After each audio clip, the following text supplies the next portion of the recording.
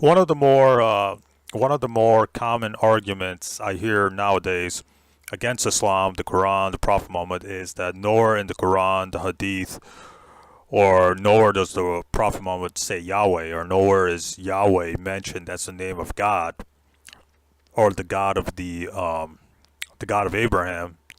Nowhere is Yahweh, the name of the God of Abraham, mentioned in the Quran, etc. So their argument goes, well, the Quran does not mention the true name of God, which is Yahweh, according to the critics of Islam. And by critics, I mean A plus, all these, critics of Islam that say this, that bring up this argument.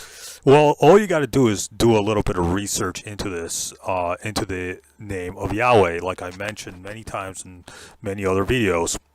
But there's some new points I want to bring up, in that Yahweh was the god of war in the ancient Canaanite uh, uh, pantheon. So the name Yahweh actually was essentially a polytheistic, or in other words, a false pagan god who was worshipped along with a bunch of other gods and goddesses. For example, Yahweh had a wife named Ashura, and Yahweh was mentioned, or Yahweh was worshipped among other gods and goddesses such as Baal, Shamash, Yarak, Mut, Astaroth, etc., etc. So Yahweh was actually, one of the many gods in ancient Canaan, one of the many false pagan or polytheistic gods that the ancient Canaanites used to worship.